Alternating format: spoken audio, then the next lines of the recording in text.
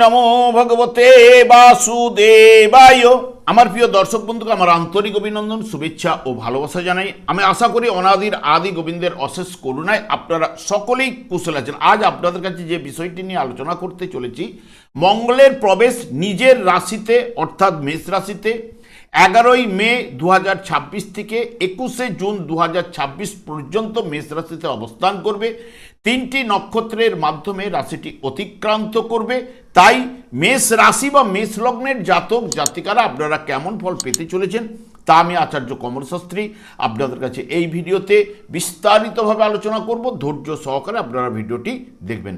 দেখুন, মঙ্গল যা নির্দেশ করে সাহস, বীরত্ব, প্রখর বুদ্ধি, যুদ্ধপ্রিয়তা, রোগ প্রতিরোধ করার ক্ষমতা, আত্মবিশ্বাস, সহ্য শক্তি ইত্যাদি ইত্যাদি।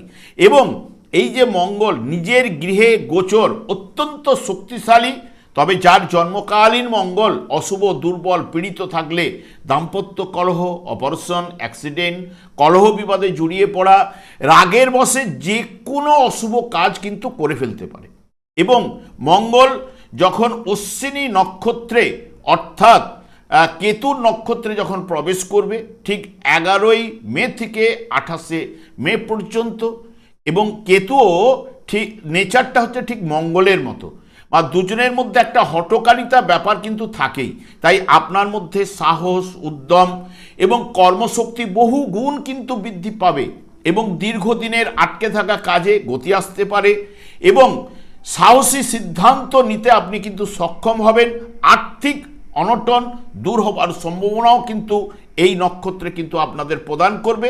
কারণ বর্তমানে কেতু যেহেতু রবিকে রিপ্রেজেন্ট করছে, রবিও ঠিক আপনাদের অর্থভাবে অবস্থান করছে। তাই আর্থিক অনটন এ মাসে কিছু না কিছু অশুভ প্রভাব কিন্তু নাও ফেলতে পারে।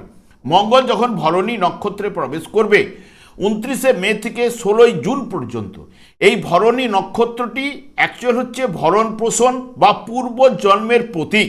তাই এই সময় নতুন প্রজেক্ট বা পরিকল্পনা শুরু করার জন্য আদর্শ, এবং সৃজনশীল শক্তি এবং মঙ্গলের মধ্যে কর্মদক্ষতা মিলে বড় কোনো লক্ষ্য অর্জনের সাহায্য কিন্তু করবে। প্রভাব প্রতিপত্তি ও আর্থিক উন্নতি ও ব্যবসায়ী মানসিকতা প্রদান কিন্তু এই জায়গায় মঙ্গল শুক্রের নক্ষত্রে কিন্তু করতে পারে। মঙ্গল যখন রবির নক্ষত্রে অর্থাৎ কৃত্তিকা নক্ষত্রে যখন প্রবেশ করবে 17ই জুন থেকে 21শে জুন, কৃত্তিকার মধ্যে জ্বালাময়ী নক্ষত্র, যেহেতু দহন এবং বিশুদ্ধকরণের প্রতীক এই কৃত্তিকা নক্ষত্র, তাই প্রশাসনিক বা নেতৃত্ব ক্ষমতা, সরকারি কাজে বা রাজনীতির সঙ্গে যুক্ত ব্যক্তিদের এই রবি নক্ষত্রের শুভ সময় কিন্তু হতে পারে, এবং আপনার আত্মবিশ্বাস ও দৃঢ় প্রতিজ্ঞ হয়ে আপনি কিন্তু উঠবেন। বর্তমানে দেখুন, যেহেতু মেষ রাশি বা মেষ লগ্নের জাতক জাতিকাদের ক্ষেত্রে সেই মঙ্গল কিন্তু আপনাদের রাশিভাবে অবস্থান করবে, এবং অষ্টম ভাবের অধিপতি গ্রহ, এবং মঙ্গল এখানে আপনাদের চতুর্থ ভাবে দৃষ্টি দেবে, সপ্তম ভাবে দৃষ্টি দেবে, এবং অষ্টম ভাবে মঙ্গলের দৃষ্টি থাকবে। এবং কেতুর নক্ষত্রে কেতু আপনাদের পঞ্চম ভাবে অবস্থান করছে, যা রবিকে রিপ্রেজেন্ট করছে। রবিও বর্তমানে আপনাদের রাশিভাবে 15 তারিখ পর্যন্ত থাকার পরেই কিন্তু প্রবেশ করবে ঠিক দ্বিতীয়ভাবে, যেটি মঙ্গল এই জায়গায় কেতুর নক্ষত্রে অর্থাৎ স্বক্ষেত্রে কেতুর নক্ষত্রে প্রচুর এনার্জি ও প্রাণ শক্তি কিন্তু আপনাদের মধ্যে চলে আসবে, এবং কর্মক্ষেত্রে প্রভাব আপনার বাড়বেই, নেতৃত্ব দেওয়ার ক্ষমতা প্রদান করবে।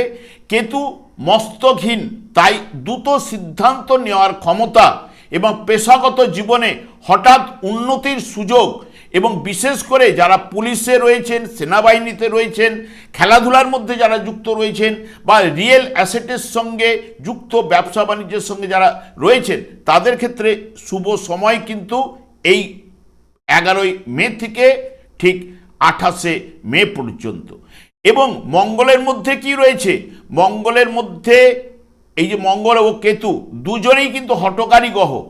তাই যাবতীয় বিষয়ে দেখবেন একটা তাড়াহুড়ো আপনাদের না করাই কিন্তু ভালো, কারণ হঠকারী সিদ্ধান্ত ম্যাক্সিমাম কিন্তু ভুল কিন্তু নিয়ে আসে। মঙ্গলের মধ্যে উগ্রতা আর কেতুর মধ্যে বিচ্ছিন্নতাবাদী স্বভাব, তাই দাম্পত্য ও প্রেমে ভুল বুঝাবুঝি হতে পারে। বর্তমান সময়টি ঠিক আপনাদের ধৈর্য ধরে এগিয়ে চললে সব থেকে ভালো ফল কিন্তু এই কেতুর নক্ষত্রে কিন্তু উঠে আসবে।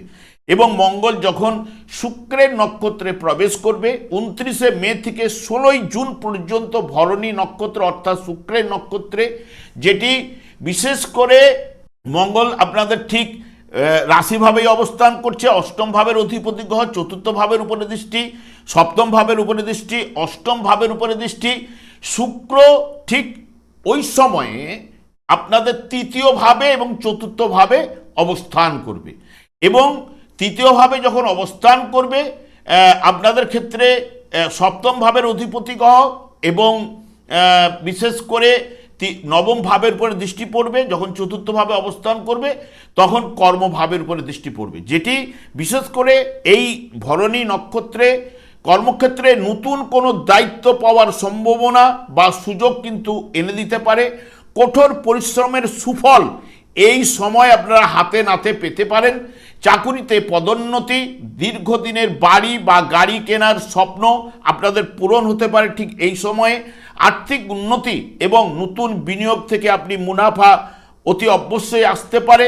বকেয়া টাকা আদায় হবার প্রবল যোগ এবং আপনার মধ্যে সিদ্ধান্ত নেবার ক্ষমতা বৃদ্ধিপ্রাপ্ত হবে।